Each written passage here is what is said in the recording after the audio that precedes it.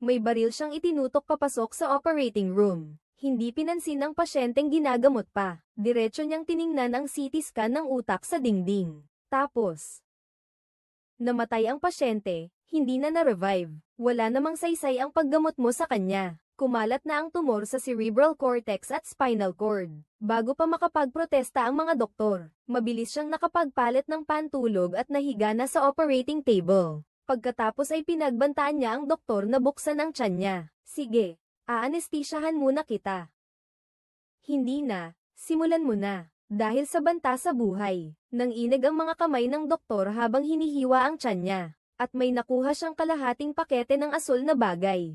At diretso ring sinabi ng babae ang pangalan ng bagay na iyon, PH4.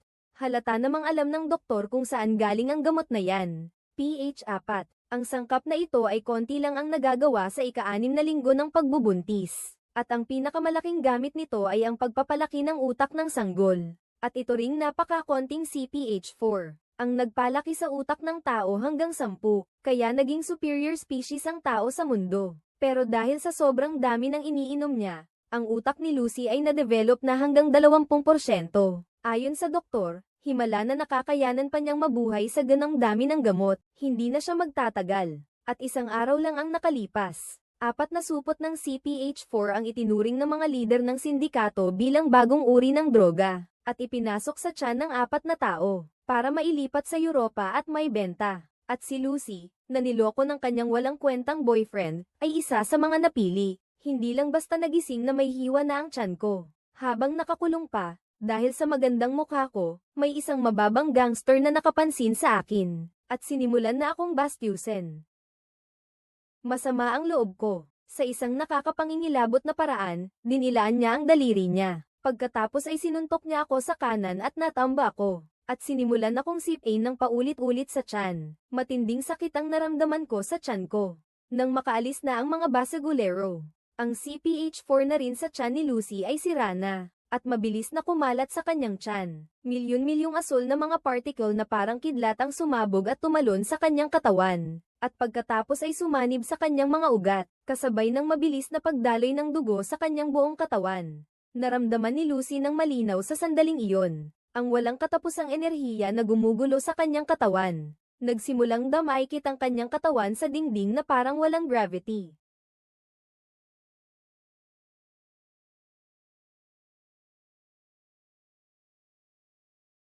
Sa wakas, sa isang iglap, natapos na ang unang yugto ng pagbabago ng kanyang utak. Hindi lang nawala ang pagod ng kanyang katawan, pati na rin ang kanyang emosyon ay naging labis na kalmado. Nang may isa pang durugista ang pumasok, bigla siyang ngumiti nang nakakaakit si Lucy. Diretso niyang naakit ang durugista. May pagkaunawang tinanggal ang kanyang sinturon at lumapit, ngunit sa sumunod na segundo,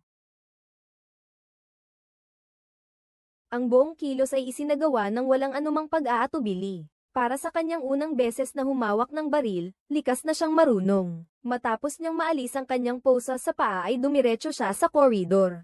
Ang ilang mga miyembro ng gang na naglalaro pa rin ng mahjong sa bulwagan, ay nakarinig lang ng tawag ni Lucy, ay agad na natapos ng ilang bala na napakabilis. Pero hindi siya agad umalis, kundi umupo sa harap ng mesa at kumain ng marami. Pagkatapos ng ilang araw na pagkabilanggo at pagpapahirap, kailangan niya ngayon ng pagkain para makakuha ng lakas. At doon lang napagtanto ni Lucy na tinamaan pala siya ng bala. Pero hindi naman siya nakaramdam ng kahit anong sakit. Diretso niyang kinuha ang bala gamit ang kanyang kamay at itinapon ito sa baso. Pagkatapos ay inayos niya ang kanyang mga armas at lumabas sa kalye. Uy, marunong ka bang mag-Ingles? Hindi. Marunong ka bang mag-Ingles? Oo. Dalhin mo ako sa ospital. Si Lucy sa loob ng sasakyan ay hindi pa nakaranas ng ganito kaliwanag na pag-iisip. Para bang may nabasag na limitasyon sa kanya sa sandaling iyon. Mabilis na umiikot ang kanyang isipan. Hindi lang niya naririnig ang mga taong nag-uusap sa telepono, 5 kilometro ang layo. Pati ang pinakadelikadong detalye ng mga bagay ay malinaw na nakikita niya. Pagdating sa ospital, sinulyapan niya lang ang karatula sa itaas. At ang nakasulat na Chinese doon ay automatikong naisalin sa kanyang isipan sa Ingles. Pagkatapos ay diretso siyang pumasok sa operating room at binaril ang pasyente, para mapabilis ang pagpanaw nito. Matapos niyang utusan ang doktor na kunin ang sirang CPH4 sa tiyan nito. Alam ni Lucy na kailangan niyang hanapin ang natitirang 3 pakete ng CPH4 para mapanatili ang ebolusyon ng utak. Kung hindi, mamamatay siya sa loob ng 24 na oras. Dumating siya sa isang hotel na inookupahan ng mga gangster. Diretso niyang binaril ang 2 miyembro ng gang sa likod ng pinto, si Lucy. Nang panahong iyon, ang leader ng gang ay nagpapa-facial treatment ng may kasayahang. Bigla na lang siyang sinaksak ng 2 kutsilyo sa likod ng kamay. Hindi may kakaila, malakas talaga ang dating ng isang boss. Kahit na binyantaan siya ni Lucy, hindi siya umimik. Hindi lang sinabi kung nasaan ang 3 iba pang CPH4. Matinding tinitigan pa si Lucy na may galit. Si Lucy naman, walang sinabi. Diretsong inilapat ang kamay sa sentido ng leader, at sinimulang hanapin ang mga neuron sa utak na nag-iimbak ng alaala. Agad-agad, biglang lumitaw sa isipan ni Lucy ang tanawin kung saan naroon ang 3. Berlin.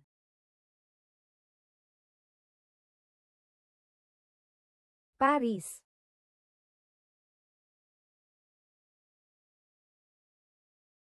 Roma. Salamat sa iyong pagbabahagi. Sa gitna ng galit na pagwawala ng pinuno, ay ligtas na nakabalik si Lucian sa kanyang tirahan. Para lubos na maunawaan ang kalagayan ng kanyang katawan, ginamit niya ang 1 minuto sa kanyang notebook para basahin ang mga tala ng pinakamahuhusay na eksperto sa buong mundo. Lahat ng ulat sa pananaliksik ng propesor sa neurology. Kasabay nito'y bigla na lang niyang nahak ang telebisyon ng propesor at nakipag-usap ng harapan. Napaharap siya sa propesor na tulala. Diretso't prangka si Lucy. Sinabi niya na dahil sa sobrang dami ng iniinom niyang HCP4, ang mga selula ng utak niya ay mabilis na dumami, milyon-milyon kada segundo. Ngayon, ang pagdevelop ng utak niya ay lampas na sa limitasyon, umabot na sa 28%. Hindi lang basta kaya niyang kontrolin ang sariling metabolismo, nakokontrol pa niya ang mga pangunahing magnetic wave at electric wave, telebisyon, telepono, radyo, quantum mechanics, applied mathematics, life sciences, at iba't ibang bagong kaalaman na patuloy na sumusulpot sa kanyang isipan. Ngunit ang kasabay nito ay ang unti-unting pagkawala ng pagkatao. Hindi na niya nararamdaman ang sakit, hindi na rin ang takot. Hula niya'y hindi na siya aabot ng 24 na oras. Umaasa si Lucy na mag-abayan siya ng propesor. Pagkatapos mapigil ng propesor ang kanyang pagkagulat, isang sagot lamang ang naibigay niya na naiisip niya. Magmula pa noon, ang tanging layunin ng buhay ay ang pagpapatuloy ng natutunang kaalaman. Ipamahagi ito. Biglang nagkaunawaan si Lucy, dahil ang kaalaman ay walang hanggan. Napagpasyahan niyang sa kanyang huling sandali sa buhay. Ipagkakaloob niya ang kanyang walang katapusang kaalaman sa sangkatauhan. Sa loob ng 12 oras, dadating ako sa inyong pintuan. Ngunit bago hanapin ang propesor, kailangang mahanap muna ni Lucy ang 3 natitirang supot ng CPH4. Ngunit habang papunta na siya sa paliparan, natuklasan niyang dahil sa mga ginawa niya sa ospital noon, $1,320.61 ang kanyang warrant of arrest. Naging wanted na siya, kaya naman agad niyang binago ang kulay ng kanyang buhok, at sabay tumawag sa Interpol. Ipinaalam niya ang impormasyon ng flight ng 3 taong nagdadala ng mga organo. Pagkatapos ay direktang nag-hack sa computer ng pulisya, at ipinadala ang mga larawan ng 3 taong nagdadala ng organo sa chief ng pulisya. Nakaabot na sa 30% ang pag-unlad ng utak ni Lucy sa oras na ito. Mag-isa siyang nagpapatakbo ng 2 computer sa eroplano. Nakakasilaw ang dami ng impormasyon sa screen. Mabilis niyang sinisipsip ang lahat ng kaalaman ng sangkatauhan sa internet. Ngunit agad ding napansin ni Lucy na parang may kakaiba sa kanyang katawan. Nang uminom siya ng isang lagok ng champagne, natuklasan niyang nagsisimulang malagas ang kanyang mga ngipin. Pagkatapos ay mahina siyang umubo ng 2 beses at inibuka ang kanyang palad. May ilang duguan pang ngipin na lumitaw sa kanyang palad. Bago pa man makasagot si Lucy, nagsimula na ring mawala ang kanyang balat, lalo na ang mga dulo ng kanyang mga daliri na naging alikabok at lumulutang sa hangin. Ikinabahala ito ni Lucy. Hindi na niya pinansin ang mga matang nakatingin sa kanya at dali-daling tumayo at tumakbo papuntang banyo. Habang hinahabol siya ng flight attendant, isang ailap lang niya ng kamay ay lumipad ito ng ilang metro ang layo. Ngunit patuloy pa ring lumalala ang pagkawala ng kanyang katawan. Hanggang sa ang mukha niya ay nagsimulang mamaatla at magbaluktot. Ito ang resulta ng pagdevelop ng utak hanggang 40%. Kaya naman ang bawat parte ng kanyang katawan at selula ay nagkaroon ng sariling kamalayan. Kusang hihiwalay ang mga ito sa katawan upang maghanap ng sariling pag-unlad.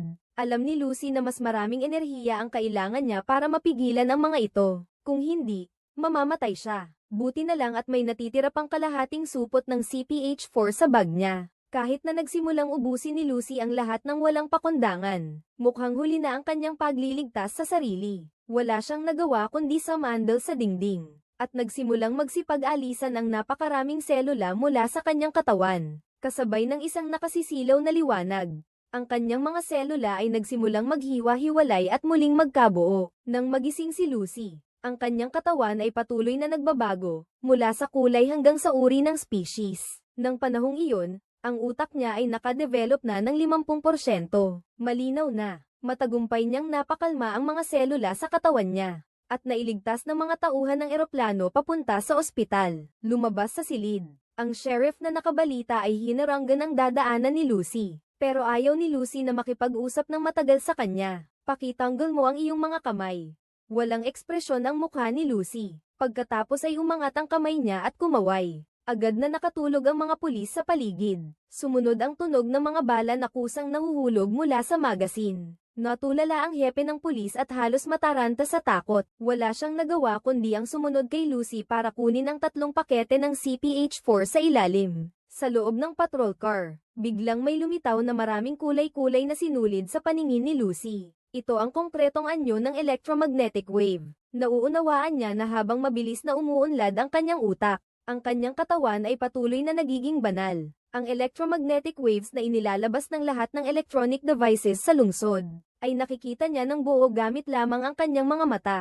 Iniunat ni Lucy ang kanyang kamay at inabot, at tumpak na nakuha ang impormasyon ng mga numero ng telepono ng mga miyembro ng gang. Nalaman niya ang kinaroroonan ng lider ng gang at ng kanyang mga tauhan. Nakarating na sila sa 11 kilometro ang layo, sa isa pang ospital para agawin ang natitirang 3 bag ng CPH4, para makarating bago pa makaalis ang mga gangster. Kaya't naunawaan ni Lucy na siya mismo ang dapat magmaneho. Kaya naman, gamit ang telekinesis, inilipat niya ang sheriff sa tabi ng driver, at si Lucy na nasa driver's seat ay pinadyak na ang gas. Kahit na unang beses niya itong magmaneho, pero kahit one-way o pedestrian lane man, kahit magulong daloy ng trapiko, palagi niyang eksaktong napipili ang pinakamagandang ruta para makalusot. Sa oras na ito, nakuha na ng mga tauhan ng itim na boss ang 3 bag ng CPH4. Pero kakalabas pa lang sana sila. Matagal nang naghihintay si Lucy sa labasan. Ibigay mo sa akin ang kahon. Patayin ninyo ang babaeng yan. Tiwala sa sarili ang munting leader, lumingon at akmang lalabas sa likod, pero bigla siyang bumangga sa isang invisible wall. Tapos biglang nasipsip ang lahat ng armas nila papunta sa kisame. Nang mga oras na iyon, ang utak ni Lucy ay umabot na sa nakakatakot na 60%. Nakatunganga lang kayo dyan. Patayin ninyo ang babaeng iyon. Nang makabawi na ang mga miyembro ng gang at handa nang sugurin si Lucy ng walang armas, si Lucy naman ay nanatiling kalmado. Hindi niya sila pinansin at nagpatuloy sa paglalakad. Sa buong daan, ang mga aral ng mga gang ay parang mga sisiw, na inihagis ng isang di nakikitang puwersa sa ere. Ngayon, ang mga batas ng pisika ay naging mga magagamit na kasangkapan sa mga mata ni Lucy.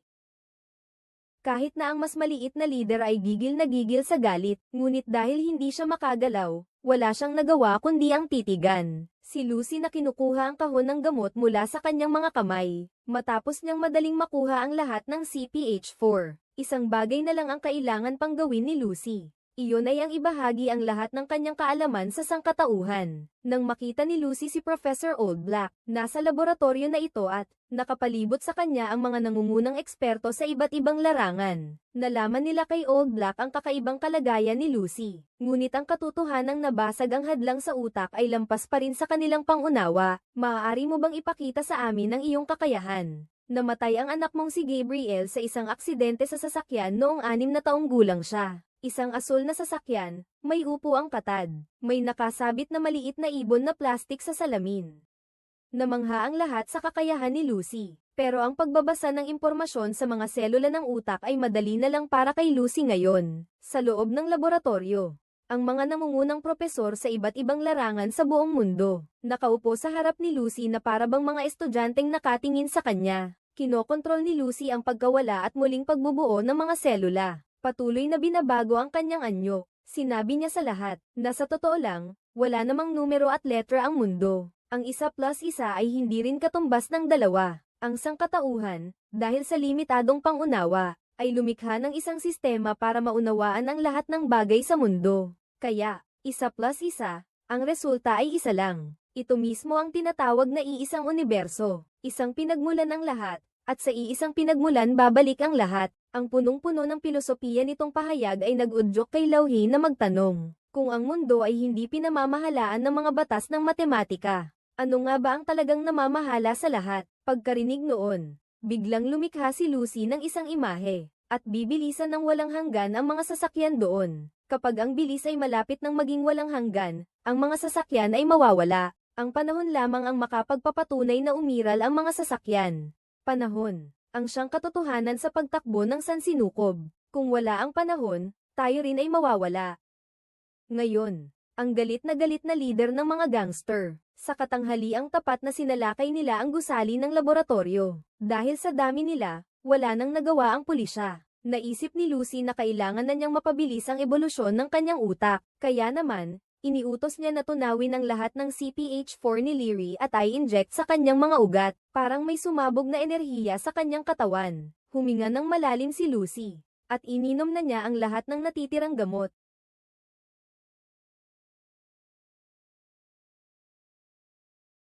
Nang mga oras na iyon, umabot na sa 70% ang pag-evolve ng utak ni Lucy, at nagsimulang magbago ang kanyang katawan. Ang walang hugis na itim na bagay ay patuloy na umaabot at kumapit sa mga bagay sa paligid. Nilalamon niya ang lahat ng bagay sa silid para mapanatili ang kanyang pangangailangan sa enerhiya. At nang maubos na ang enerhiya sa paligid, ang utak naman ni Lucy ay umabot na sa 80%. Sa isang iglap, kanyang dinala ang lahat sa isang puting espasyo, at doon ay lumikha siya ng isang supercomputer. Ito ay proyeksyon mula sa isang 4 na dimensyong mundo. Taglay nito ang walang hanggang kaalaman. 70%. Hindi pinansin ni Lucy ang espasyo at napunta agad sa Paris. Tabing dagat. Times Square. Isang kaway ng mga kamay. Tumigil ang oras. Kaliwang kamay. Pinapabilis ang oras. Kanang kamay. Binabaligtad ang oras. Ngayoy kaya na niyang kontrolin ang lahat ng bagay sa mundo. Mabilis na naglalakbay sa agos ng panahon. Ang makabagong lungsod sa harap niya ay unti-unting naglalaho, at sa isang iglap, bumalik ito sa panahon ng industrialisasyon. Walang pag-aalinlangan. Muli na namang binilisan ni Lucy ang pag-urong ng panahon. Mabilis na umatras ang kasaysayan ng sangkatauhan sa kanyang harapan. Ang bawat eksena ay kumakatawan sa paglipas ng daan-daan o libo-libong taon. Mula sa sibilisasyong tribali, hanggang sa panahon ng mga dinosaur. At panghuli ay ang sinaunang panahon. Isang ape ang sumulpot sa harapan ni Lucy. Ito ang pinakaunang ninuno ng tao. Natagpuan ng mga arkeologo ang fossil nito noong 1974, at tinawag itong Lucy. Kuryosong iniunat ni Lucy ang daliri niya. At pagkatapos ng sandaling pag-aalinlangan ay dahan-daang tumugon ng ape. Sa sandaling magdikit ang mga dulo ng daliri, nabilis na lumipad si Lucy mula sa lupa, at napunta sa kalawakan. At ang ebolusyon ng lahat ng bagay ay patuloy na umatras. Nakita niya ang pagbangga ng daigdig at ng isang planeta, at ang pagsilang ng buwan mula sa kalat. 79%. Lumulutang si Lucy sa gitna ng kaguluhan. Ang mga bituin ay nagtitipon sa kanyang mga mata. Nagsimulang lumampas ang kanyang pag-iisip sa mga dimensyon. Sa puting espasyo, isang itim na substansya ang pumulupot sa buong katawan ni Lucy. Nagsimulang mag-isa ang kanyang mga selula. 8, naging 4, 4, naging 2. At sa mga sandaling iyon din, nasira ng lider ng sindikato ang depensa ng mga pulis at pumasok sa mismong pagpapaputok niya ng baril. Si Lucy ay tuluyang nag-angat. Siya ay umakyat sa langit, lubos na nakalaya sa pagkagapos ng kanyang katawan. Saan napunta ang babaeng ito? Ang biglaang pagkawala ni Lucy ay nagpabaliw sa don ng mafia. Nabaliw siya at itinutok ang baril sa propesor. Mabuti na lang at dumating ang sheriff at binaril ang lalaki. Nang mga oras na iyon, ang supercomputer na nilikha ni Lucy ay gumalaw-galaw, at nagbigay sa matandang propesor na itim ng isang USB. Nasa loob nito ang lahat ng sikreto ng universo. Nasaan na siya? Napatigil si Lao Hei, hindi alam ang isasagot. Nang biglang umingay ang cellphone ng sheriff. Nasa lahat ako ng lugar.